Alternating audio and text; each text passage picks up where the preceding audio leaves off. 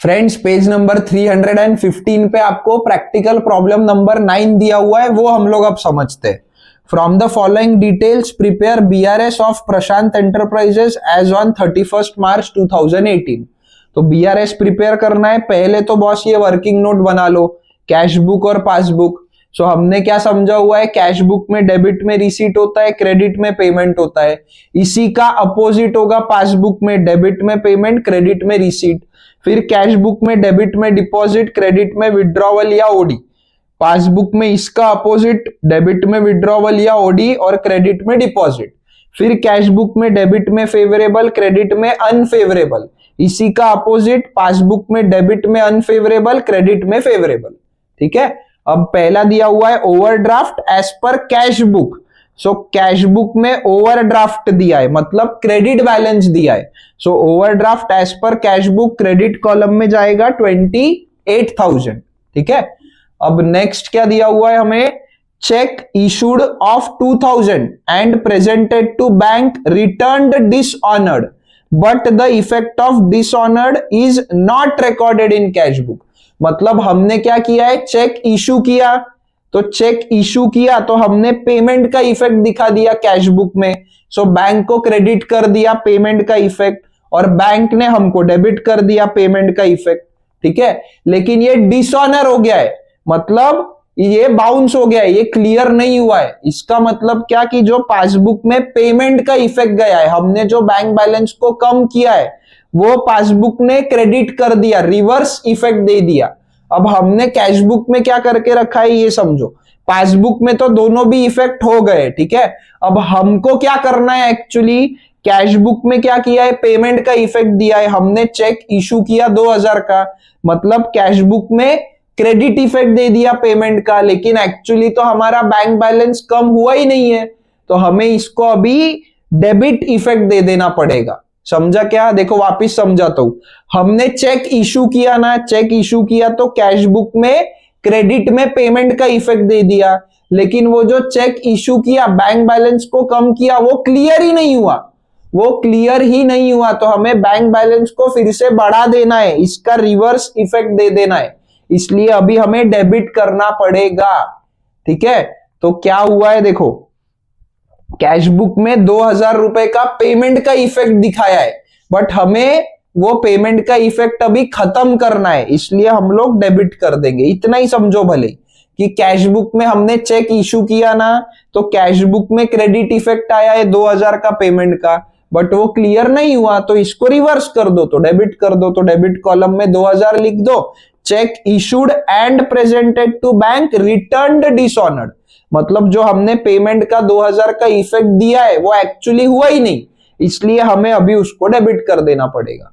उसके बाद दिया है बैंक डेबिटेड बैंक चार्जेस, तो बैंक ने बैंक चार्जेस डेबिट किए पासबुक में, मतलब पेमेंट का इफेक्ट दिखाया है, तो हमें अभी कैश बुक में पेमेंट का इफेक्ट दिखाने के लिए क्रेडिट करना पड़ेगा, तो ये डेबिट और क्रेडिट इक्वल हो जाएगा। सो पासबुक में डेबिट हुआ है 150 रुपए, हमें अभी कैश बुक में क्रेडिट करना पड़ेगा 150 रुपए। सो क्रेडिट कॉलम में 150 लिखना है, पर्टिकुलर्स में बैंक डेबिटेड बैंक चार्जेस, मतलब बैंक ने डेबिट किया है, कैश बुक में अभी तक क्रेडिट नहीं हुआ, इसलिए अभी हमने क्रेडिट कर दिया।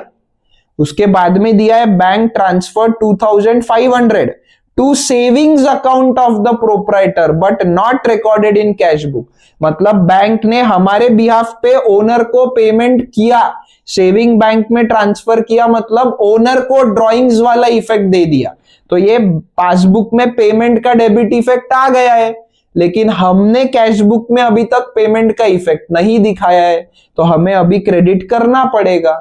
ठीक है। तो पासबुक में 2,500 का पेमेंट दिख रहा है, लेकिन कैश बुक में उसका पेमेंट का क्रेडिट का इफेक्ट अभी तक नहीं आया है, तो अभी क्रेडिट करना पड़ेगा। तो क्रेडिट कॉलम में 2,500 लिख दो, पर्टिकुलर्स में bank transfer to saving account which is not recorded in cash book. So next है बेटा cheque issued to supplier but not presented to bank. So हमने सप्लायर को चेक इशू किया, मतलब पेमेंट का इफेक्ट चले गया कैश बुक में, बट अभी तक ये पासबुक में इफेक्ट नहीं आया है, तो अब दे दो भाई पेमेंट का इफेक्ट, तो डेबिट करना पड़ेगा। तो कैश बुक में क्रेडिट हुआ है 1600, अभी पासबुक में रिकॉर्ड करने के लिए डेबिट करना पड़ेगा, पेमेंट का इफेक्ट है इसलिए डेबिट करना पड़ेगा। तो डेबिट कॉलम में 1600 लिखेंगे, पर्टिकुलर्स में cheque issued to supplier but not presented to bank, ठीक है। उसके बाद है cheque of 3000 and 2000 deposited into bank but cheque of 3000 only credited by bank. So हमने कस्टमर से चेक लिया, बैंक में डिपॉजिट कर दिया, तो रिसीट का डेबिट इफेक्ट पूरा दिया 5000 का, ठीक है। तो 5000 से बैंक नाम का एसेट बढ़ा दिया, लेकिन पासबुक में तो अभी तक 3000 का ही चेक क्रेडिट हुआ है, तो पासबुक ने अभी तक 3000 क्रेडिट किया, 3000 का रिसीट का इफेक्ट दिखाया, तो अभी और 2000 से क्रेडिट करना पड़ेगा, तो ये इफेक्ट बराबर हो जाएगा। सो कैश बुक में 2000 रुपए, क्योंकि ये चेक डिपॉजिट किया है ना, तो कैश बुक में डिपॉजिट ये डेबिट होता है 5000, बट बैंक ने अभी तक 3000 रुपए क्रेडिट किया, मतलब 2000 अभी भी क्रेडिट करना बाकी है।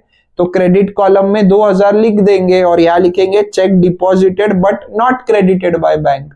उसके बाद है our customer directly deposited 1500 in our bank account but wrongly recorded in the cash column of cash book.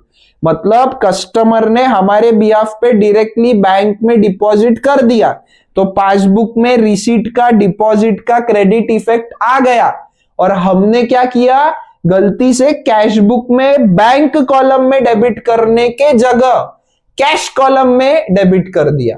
तो मतलब बैंक कॉलम में अभी तक डेबिट इफेक्ट नहीं आया है, बैंक कॉलम में रिसीट में नहीं गया है, तो अब डेबिट करना पड़ेगा, तो डेबिट कर दो। तो पासबुक में 1500 रुपए क्रेडिट हुआ है, अभी कैश बुक में 1500 रुपए डेबिट कर दो। तो डेबिट कॉलम में 1500 लिखो और our customer directly deposited in our bank, ठीक है। अब क्या करेंगे, लास्ट है ये bank debited interest on overdraft. Bank ने डेबिट किया है, तो बैंक ने पेमेंट का इफेक्ट दिखाया है, अभी कैश बुक में हमें क्रेडिट करना पड़ेगा पेमेंट का इफेक्ट दिखाने के लिए, तो हम अभी क्रेडिट कर देंगे। सो बैंक ने पासबुक में 750 डेबिट किया है, जो अभी तक कैश बुक में रिकॉर्ड नहीं हुआ है, तो अब रिकॉर्ड करने के लिए पेमेंट का इफेक्ट दिखाने के लिए डेबिट कर दो, क्योंकि बैंक ने क्रेडिट कर दो, क्योंकि बैंक ने डेबिट किया है कैश बुक में, अभी क्रेडिट कर दो।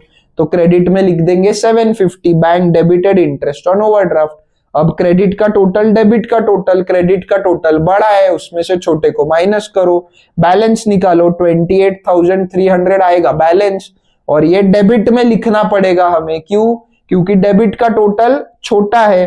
तो अभी overdraft as per cash book था, तो अभी पासबुक में डेबिट बैलेंस आ रहा है, क्योंकि हमने कैश बुक से शुरू किया, तो अभी हम पासबुक में आ गए, तो पासबुक में डेबिट मतलब ओवरड्राफ्ट होता है, तो overdraft balance debit balance as per passbook आ गया।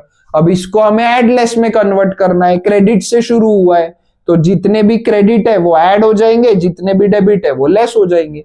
सो पहला डेबिट है इसलिए लेस, क्रेडिट है इसलिए ऐड, फिर ये क्रेडिट है ऐड, फिर ये डेबिट है लेस, फिर ये क्रेडिट है ऐड, फिर ये डेबिट है लेस, फिर ये क्रेडिट है ऐड। तो ये हो गया बेटा अपना ऐड लेस के फॉर्मेट में, ठीक है। सिंपल था ना एकदम। अब आप ऐसे ही प्रैक्टिस करो तो आपको और अच्छे से समझेगा, ठीक है।